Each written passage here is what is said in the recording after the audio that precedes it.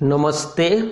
आमे आलोचना करुथिले शरद कुमार महांती रचित छोट ही सुंदर प्रबंध एवं गतकाली आलोचना रे आमे जेउठी पहुंची थिले ताहा हेउची जो विख्यात गार्डियन जो पत्रिका समालोचना करी शुमाकरंकर विख्यात पुस्तक जो स्मॉल इज ब्यूटीफुल को लिखी थिला जे बुद्धिस्ट इकोनॉमिक्स। तबे बुद्धिस्ट इकोनॉमिक्स रो साधारण अर्थ होउची एही अर्थनीति मुख्यतः आध्यात्मिक और दार्शनिक दृष्टि ही अर्थनीति को अध्ययन करे। अर्थनीति कहले साधारण भाव में आमे उत्पादन और बंटनर एक व्यवस्था को बुझू। तेबे बुद्धिस्ट इकोनॉमिक्स कहिबो जे ए सबु पछरे मुख्यतः आमर लक्ष्य होउची आमर आध्यात्मिक प्रगति एवं मुख्यतः से माने ध्यान दियंती जे तारंकर जो कहबा मौलिक वैशिष्ट्य बुद्धिस्ट इकोनॉमिक्स रो जे people interdependent with one another and with nature. तार अर्थ होची जे एक मनीष मनीष सहित एवं विश्व प्रकृति सहित परस्पर निर्भरशील केही संपूर्ण मुक्त भावरे स्वेच्छाचारी भोगवादी जीवन बंची पारिबो नाही। एवं ए बुद्धिस्ट इकोनॉमिक्स रो बहुत प्रवक्ता अछंती एवं सेई भितरे श्रीलंकार अछंती नेभिले करुणा तिलके, भूटान रो अछंती किंग जिम सिंगे वांगचुक एवं यूएस रो विख्यात इकोनॉमिक्स होचंती क्लेयर ब्राउन। एई माने बुद्धिस्ट इकोनॉमिक्स उपरे विशेष व्याख्या करिसंती। तबे जो Claire Brown professor Claire Brown कर मतरे जे ए बुद्धिस्ट इकोनॉमिक्स रो मॉडल मूल्यांकन एवं इकोनॉमिक्स रो जो परफॉर्मेंस वास्तविक प्रतिष्ठित हेची जे उन्नत मानर जीवन बंचिबा पाई एवं ता सहित पर्यावरण को बा विश्व प्रकृति को सुरक्षा देबा पाई आमर पुरातन प्रथम पर्यायर जो आलोचना रे भी कुहा हेथिला जे विज्ञानर बा खंडित विज्ञानर सूत्र को अर्थनीति जेते बेले निजर अस्त्र हिसाब रे व्यवहार करिछि सेते बेले मनीष गुडा को साधारणतः एक भोगवादी प्राणी रे ही परिणत करि दैछि एवं तार जो कहिबा विपरिणाम आमे प्रत्यक्ष करूचे विंश शताब्दीर द्वितीयार्ध परठारु एवं एकविंश शताब्दी रे अति प्रबल मात्रा रे आमे ताकू सामना करूचे। अंततः आजिर पृथ्वी रे जो आतंकित परिस्थिति सृष्टि हेची गोटे रकम भय और संत्रास भितरे आमे समस्ते बंचुचे एई अदृश्य शक्ति जाहाकू कोविड-19 बा कोरोना बोली कुहा होची एवं ता सहित आहुरी अनेक दुरारोग्य व्याधिर आमे शिकार हेउचे ए सबु होउची अर्जित एवं आमे अर्जित कहिबार उद्देश्य होउची ना प्रकृति प्रति आमर दृष्टिकोण शताब्दी शताब्दी धरी एक भोगवादी दृष्टि रे आमे देखिचे माने प्रकृति को जेमिति भोग करिबा पाई एक विलासर सामग्री हिसाब रे आमे व्यवहार करी आसीचे।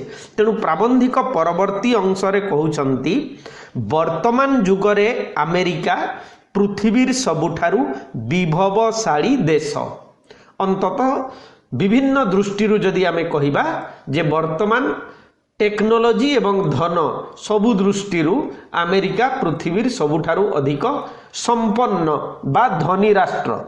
আমেরিকার বিভব বা সম্পত্তি হি সে দেশর অর্থনৈতিক ব্যবস্থার সফলতার প্রমাণপত্র।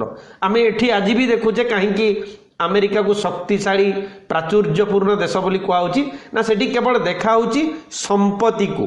তেবে মাত্র সুমাকর দর্শাইছন্তি যে পৃথিবীর সমুদায় কঞ্চামালর, এটি কঞ্চামাল কইলে প্রকৃতি দত্ত যে র মেটেরিয়ালস মানে খনিজ তৈল খনিজ দ্রব্য, এই কঞ্চামালর 40% আমেরিকার রয়েছে। অথচ লোকসংখ্যা পৃথিবী লোকসংখ্যার 6% মাত্র। তেণু সমুদায় সম্পত্তির 40% আমেরিকারে অছি, আর সমুদায় লোকসংখ্যার মাত্র 6% আমেরিকারে অছন্তি। এবং এই 6% লোকঙ্ক পাই 40% কঞ্চামাল বিনিযোগ করি আমেরিকা তার নাগরিক মানঙ্কু কি সুখ সন্তোষ ও সংস্কৃতি দেই পারিছি? क्वेश्चन मार्क प्राबंधिक एठी पचारिछंती। तेबे आमे भलो भाबरे जानिबा आजिर तारीख रे 21 शताब्दी रे अमेरिकार समुदाय इतिहास होची मात्र 300 रु 350 वर्ष। ता पूर्वरु अमेरिकार अतीत नाही, तार एक समृद्ध ऐतिह्य जेमिति नाही सेमिति समृद्ध संस्कृति भी नाही। केवल संपत्ति ठूल करी से शिखिची एवं मुक्त जीवन बंचिबा पाई से विभिन्न रकमर अबाध स्वाधीनता मनीष मानंकु प्रदान करिछि। तेबे प्राबंधिक परवर्ती अंशरे यार आलोचना करी कहउचंती जे सुख संतोष संस्कृति इत्यादि विषय रे मुंड खेलेइबा कोन अर्थनीतिज्ञंकर काम की?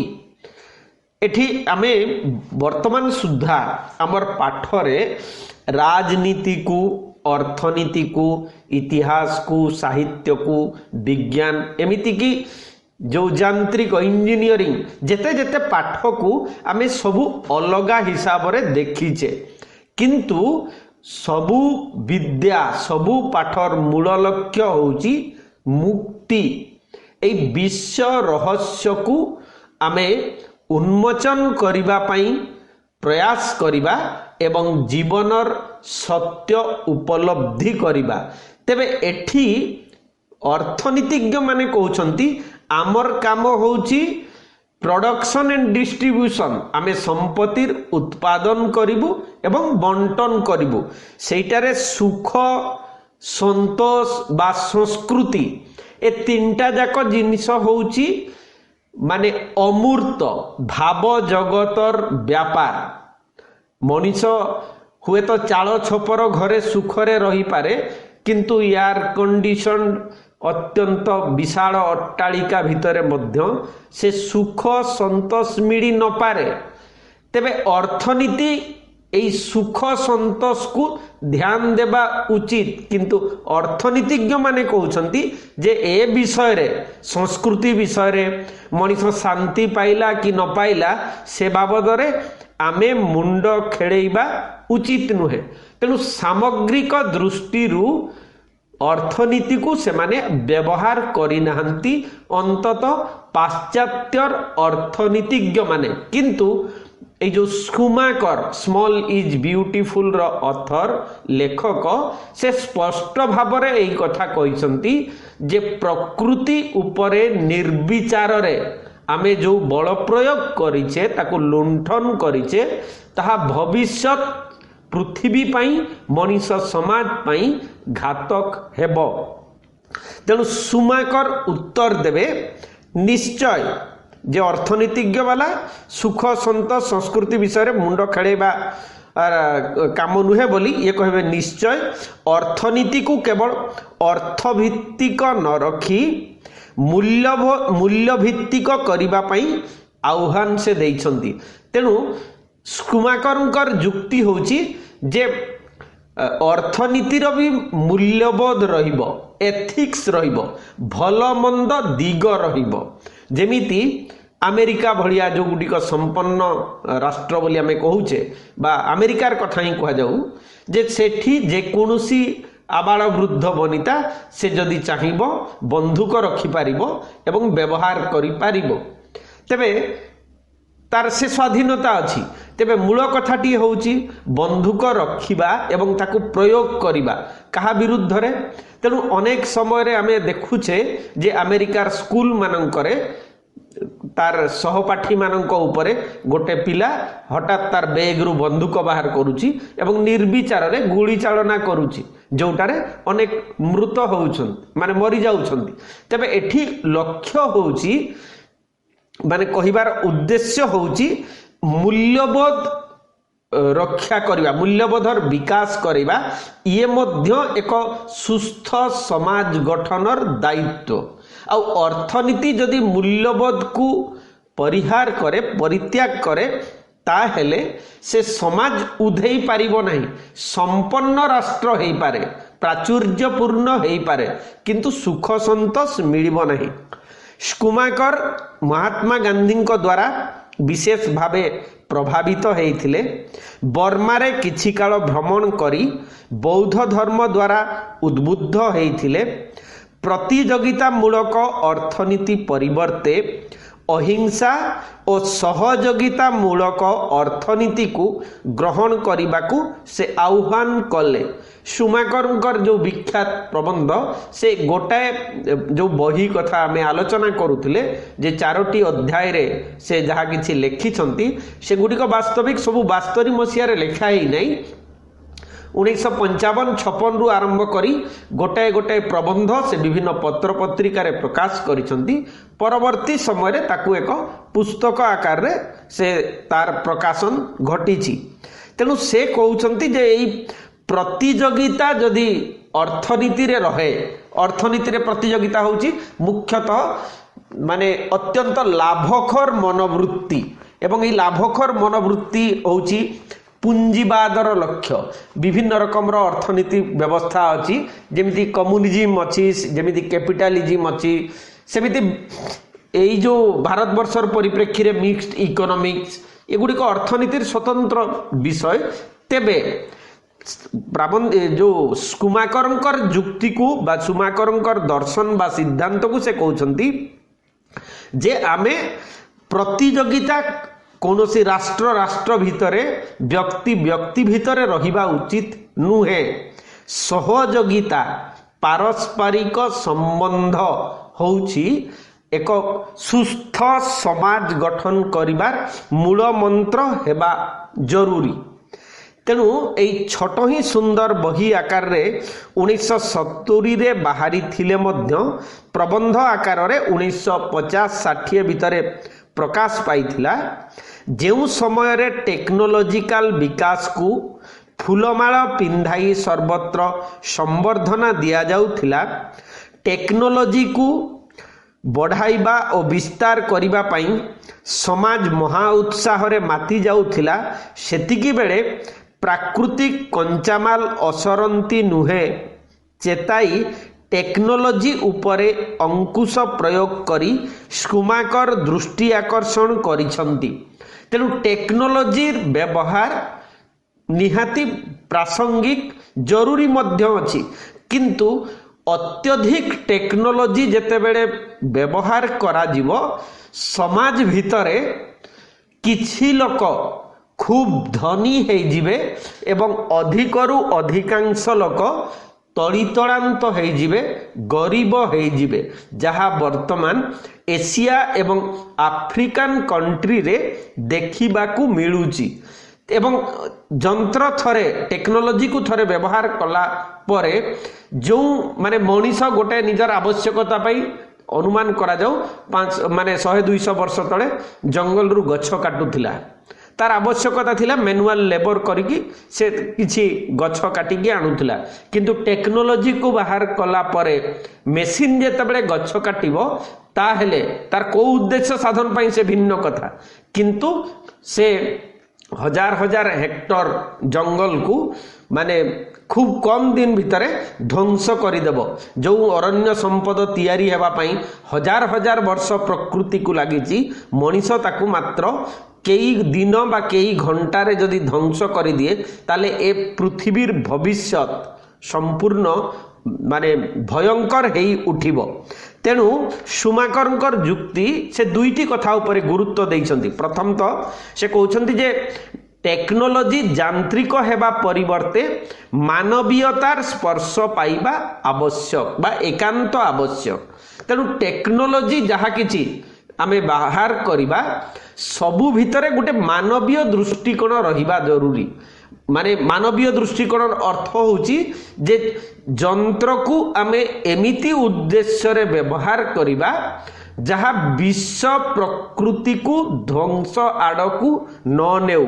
द्वितीय रे अर्थनीति सुस्थ परिवेश प्रति ध्यान देवा उचित। तेणु आज जो विकास नाम रे आमे कंक्रीट केवल जंगल तैयारी करूचे, केवल कलकारखाना तैयारी करूचे, अत्यंत उच्च मानर बा रास्ता तैयारी करूचे, तार आवश्यकता अच्छी किंतु यार अर्थ नुहे दूरदृष्टि संपन्न। जदि गोटाए गछ आमे काटुचे तापाई 100टा गछ जदि लगे कि न बढ़ेबा ताहले 100-200 वर्ष भितरे ए पृथ्वी आहुरी तलितलांत हो। तांकर तो टार्गेट रे से जो स्मॉल इज ब्यूटीफुल पुस्तक रे से लिखिछंती जे 2028 मसीहा बेलकू ए पृथ्वी जो रकमर अर्थनीतिक संकट सामना करिबो से भविष्यवाणी 1970 रे करिथिले। आमे तार बहु पूर्वरु सेई समस्या को सामना करूचे। तार अन्यतम उदाहरण होउची जो रकमर ग्लोबल वार्मिंग होउची बा जो रकमर असमय रे विभिन्न रकमर महामारी बा महाबात्या को आमे सामना करूचे। तेणु परिवेश प्रति मध्य एई अर्थनीति ध्यान देबा उचित बोली से कहउछंती। पृथ्वीर न्यूक्लियर रिएक्टर मानंकरे व्यवहृत तेजस्क्रिय पदार्थ तो सहजे विपदजनक ए जो यूरानियम भलिया जिनस कथा कहउछे ए सबु व्यवहार करिबा परे मिलुथिबा न्यूक्लियर मल मध्य कम विपदजनक नुहंती। एई न्यूक्लियर मल पृथ्वी को भयंकर विपद डाकी आनिब। ए सबु दृष्टिकोणरू बा ए सबु दृष्टिरू परिवेश विज्ञान सबु अर्थनीतिज्ञक पई बाध्यतामूलक विषय हेबा आवश्यक उपरे से गुरुत्व देइछंती। तेणु एई जो रकमर परमाणु परीक्षा पृथ्वीर विभिन्न देश रे गोटे प्रतिद्वंदितार मनोभाव नै कि माने करूछंती किंतु तार साइड इफेक्ट थरे परमाणु परीक्षा कले आमर पर्यावरण रे कौ रकमर केते क्षति होउची केते दुरारोग्य व्याधि ता पई सृष्टि होउची से बाबद रे आमे के सचेतन नहु। परमाणु रो साधारण व्यवहार हिसाब रे मनीष अधिक बोमा पई तैयारी करूची। परमाणु को बोमा बा ध्वंस रचना करबा पई से व्यवहार करबा पई निजको प्रस्तुत करूची। तेणु शक्तिशाली राष्ट्र कहले आमे बुझुचे कहा पाखरे केते परमाणु बोमा गच्छित हेकी रहिछि। तेणु अत्यंत छोट छोट राष्ट्र पाखरे मध्य परमाणु बोमा एमिति कि आतंकवादी संगठन पाखरे मध्य परमाणु बोमा वर्तमान रहिछि जहा द्वारा ए पृथ्वी को कौ कालू भी कुहा गलानी जे 300 थर संपूर्ण ध्वंस कला भलिया परमाणु बोमा ए पृथ्वी रे। तेणु आमर लक्ष्य होची जे ए परिवेश बा प्रकृति को कौनसी रकमर क्षति न पहुंचाई कि मनीष भविष्यत जीवन को केमिति सुंदर करि पारिबो अर्थनीतिज्ञ माने ए बाबद रे ध्यान देबा जरूरी। अमेरिकार समाज खटिबा लाभ कमेइबा और पार्थिव समृद्धिर पिछा पड़िछि। माने आमे देखुचे निकट 10 वर्ष भितरे अमेरिका रे ए पर्यावरण को रक्षा करिवा पई विभिन्न रकमर सूत्र विभिन्न राष्ट्र रे ग्रहण करागला। କୁହାଗଲା ଯେ ଆମେ କମ୍ରୁ କମ୍ ଗାଡ଼ି ବ୍ୟବହାର କରିବା, କମ୍ରୁ କମ୍ ଏୟାର କଣ୍ଡିସନ୍ ବ୍ୟବହାର କରିବା, କମ୍ରୁ କମ୍ ଏପରି ଦ୍ରବ୍ୟ ବ୍ୟବହାର କରିବା ଯାହା ରିସାଇକେଲ୍ ହେଇପାରୁଥିବ। କିନ୍ତୁ ଆମେରିକାର ସରକାର ସେଠିକାର ଲୋକମାନଙ୍କର ସୁଖ ସ୍ୱାଚ୍ଛନ୍ଦ୍ୟ ପ୍ରତି ଏତେ ମାତ୍ରାରେ ଧ୍ୟାନ ଦେଉଛନ୍ତି ଯେ ସେ କହୁଛନ୍ତି ଆମେରିକାର ନାଗରିକମାନଙ୍କ ପାଇଁ ମୁଁ ଏଇ ନିୟମ କଦାପି ପାଳନ କରିବାକୁ ବାଧ୍ୟ କରିପାରିବି ନାହିଁ।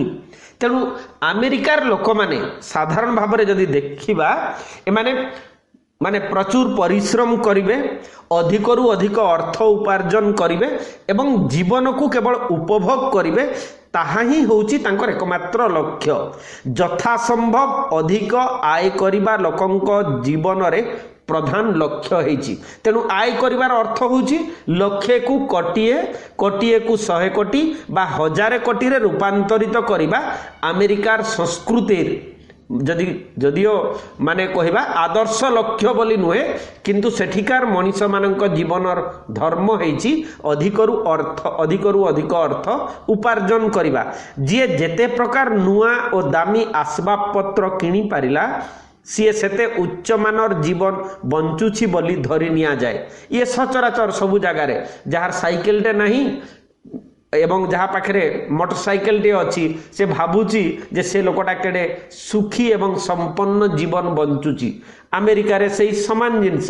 ଯଦି କେଉଁ କମ୍ପାନୀ ନୂଆ ଗାଡ଼ି ବାହାର କଲା ଏବଂ ପଡ଼ୋଶୀ ପାଖରେ ସେଇଟା ନାହିଁ, ତାହେଲେ ସେ ତାକୁ ଚାହୁଁଛି ମାର୍କେଟରୁ ତୁରନ୍ତ, ତାର ଆବଶ୍ୟକତା ଅଛି ନାହିଁ ସେ କଥା ନୁହେଁ, ତା ଭିତରେ ପ୍ରତିଦ୍ୱନ୍ଦିତାର ମନୋଭାବ, ଈର୍ଷା ଏତେ ମାତ୍ରାରେ ତାକୁ ଅସ୍ଥିର କରିଦିଏ ଯେ ସେ ସବୁ ରକମର ଏଇ ଯେଉଁ ଜିନିଷ ଦାମୀ ଆସବାବପତ୍ର ଠାରୁ ଆରମ୍ଭ କରି ଆବଶ୍ୟକ ନଥିଲେ ମଧ୍ୟ 2 ଜଣ ଲୋକ କିନ୍ତୁ 200 ପ୍ରକୋଷ୍ଠ ବିଶିଷ୍ଟ ଯଦି ଘର ଜଣେ ବନାଏ ତାହେଲେ କହିବା ଯେ ଇଏ କ'ଣ ପାଇଁ ତାର ପ୍ରୟୋଜନ। କାରଣ କେତେ ଗଛ କଟିବ, କେତେ ପ୍ରାକୃତିକ ସମ୍ପଦ ବିନିଯୋଗ ହେଲା ପରେ ଯାଇକି ସେମିତି ଘରଟିଏ ତିଆରି ହେଇପାରିବ।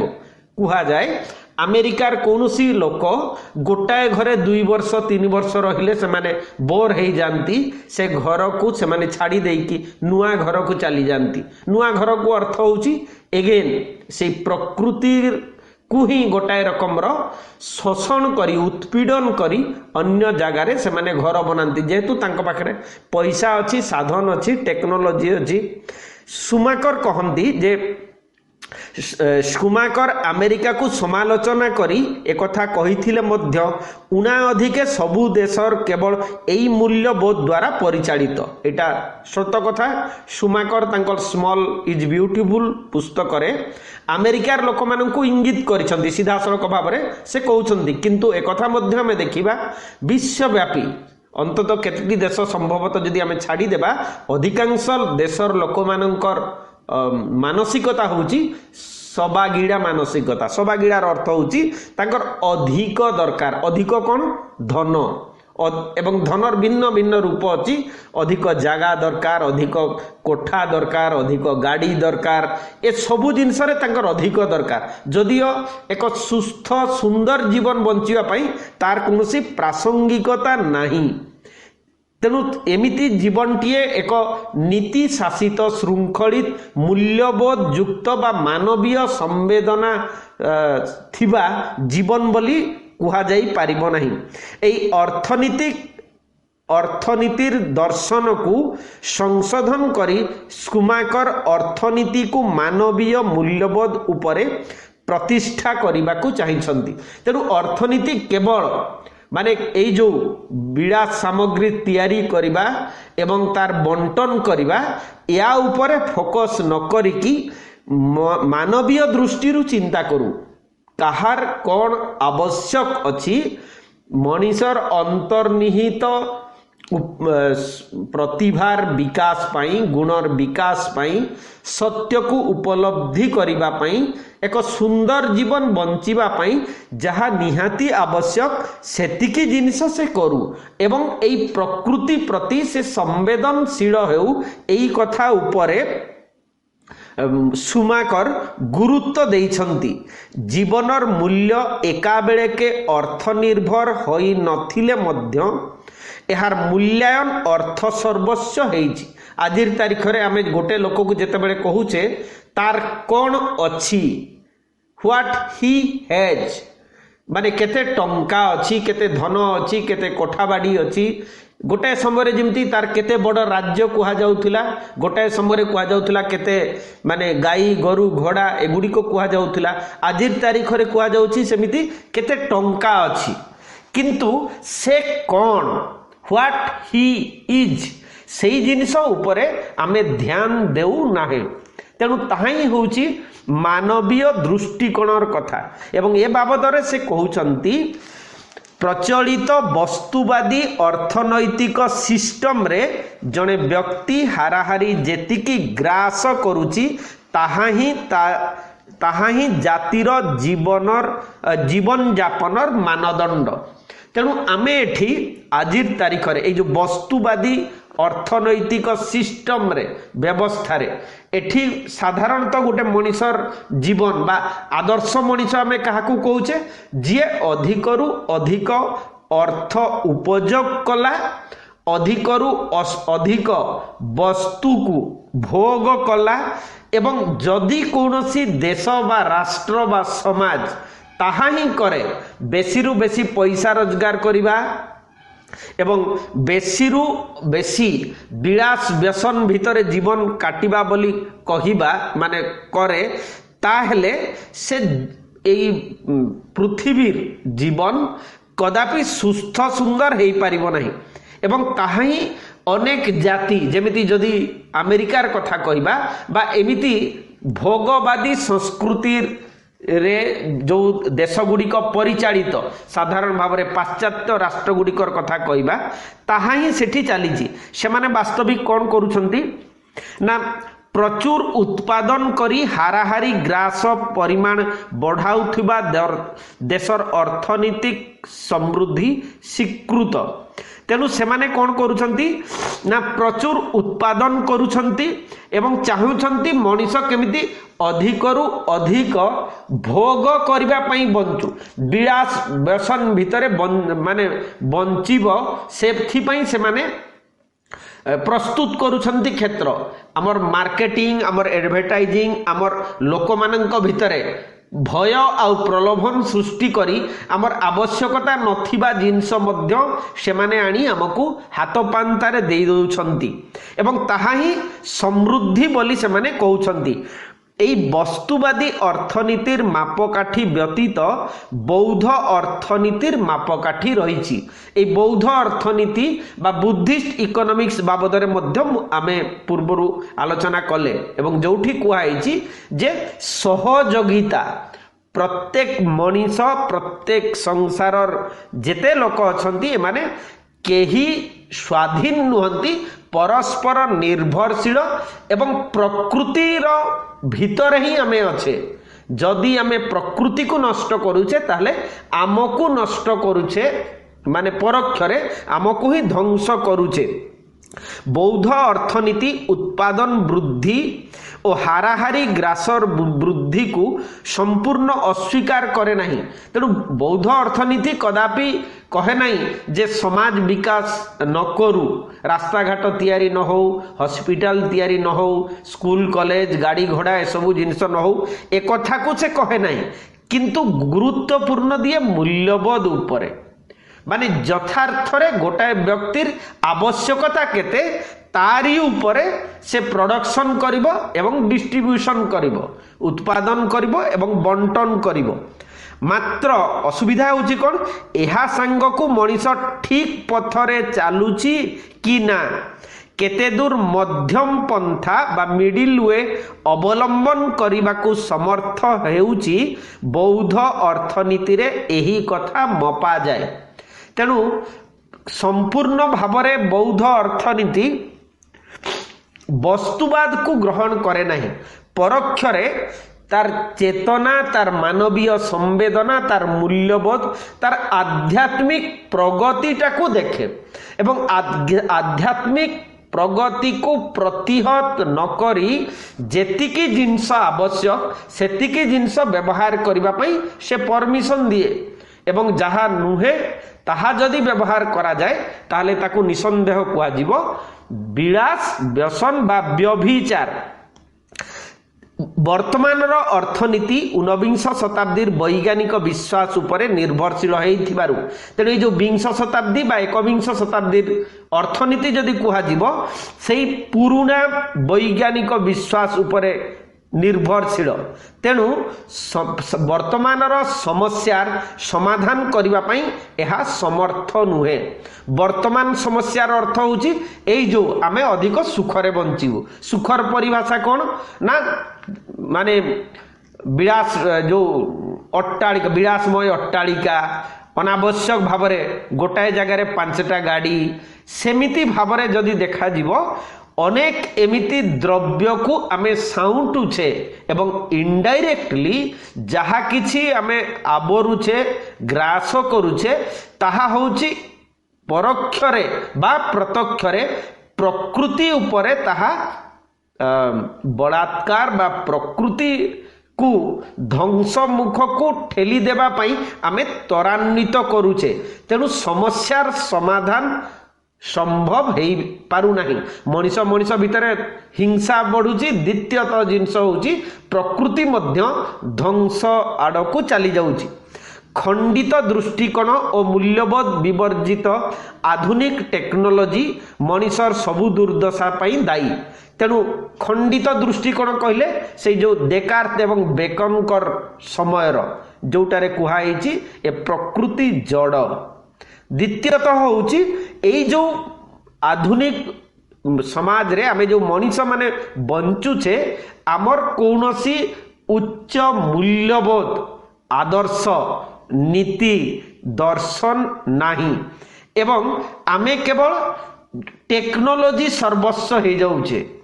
टेक्नोलोजी सर्वस्व हेबार अर्थ होची कौनसी रकमर बा विशेष कौनसी श्रम न करी विलास व्यसन गोटे पशुतुल्य भोगवादी जीवन को आमे ग्रहण करि नैछे। तेणु एमिति दुर्दशार सम्मुखीन होउछे। आधुनिक टेक्नोलोजी मनीष को आनंद पाइला भली सृजनात्मक कर्मरु वंचित करिछि। टेक्नोलोजी भित्तिक अर्थनीति को परिहार करी परिवेश भित्तिक अर्थनीति को ग्रहण करिनेबा पई सुमाकर आह्वान करंती।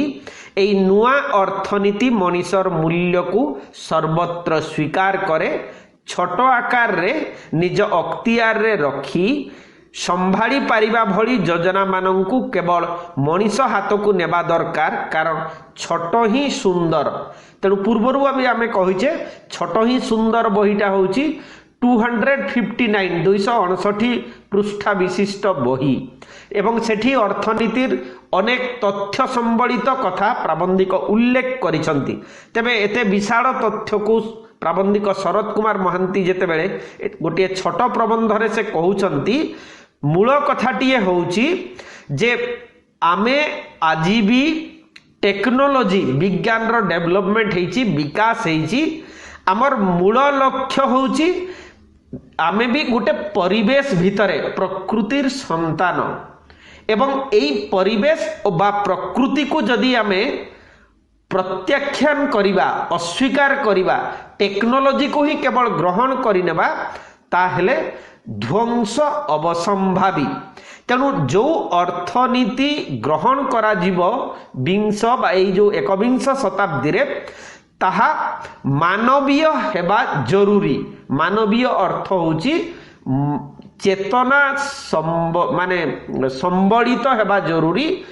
दया क्षमा स्नेह श्रद्धा पारस्परिकता ए जिनस गुड़िक ऊपर ध्यान दिया जीवा जरूरी एवं ए जो विश्व प्रकृति को जड़ हिसाब रे न देखी ताकू एक जीवंत सत्ता बाबद रे ही देखिबा दरकार। एवं अंतिम लाइन रे से कहउछंती जे एई जो सबागिड़ा प्रकृति मनीषर अछि अधिक रु अधिक जेमिति गोटाए समय विश्व विजय हेबा पई अलेक्जेंडर चाहिथिले किंतु अंतिम पर्याय रे से अनुभव करिसंती जे ताहा जीवन नुहे आजिर तारीख रे आमे ठीक सेमिति अधिकरु अधिक वस्तु व्यवहार करने को चाहूचे, अधिकरु अधिक अर्थ रोजगार करने को चाहूचे, ताहा यथार्थ नुहे, आमको सुख शांति दे पारिबो नहीं। तेणु आमको छोट छोट योजना हाथ को नेबा को पड़िबो एवं जो योजना प्रकृति सहित मिलीमिशी एक सुंदर जीवन बंचिबारे आमको सहायता प्रदान करि पारिबो। तेणु मानवीय मूल्यबोध युक्त अर्थनीति ही आम पाई शुभंकर हेबो बोली प्राबंधिक सूचाई देइछंती। प्रायतः ये छोट ही सुंदर प्रबंधटी एतिकिरे सरीची। आमे अपेक्षा रखिबा, कमेंट रे जहाँ चाहिए लिखि पारिबे। नमस्ते, धन्यवाद।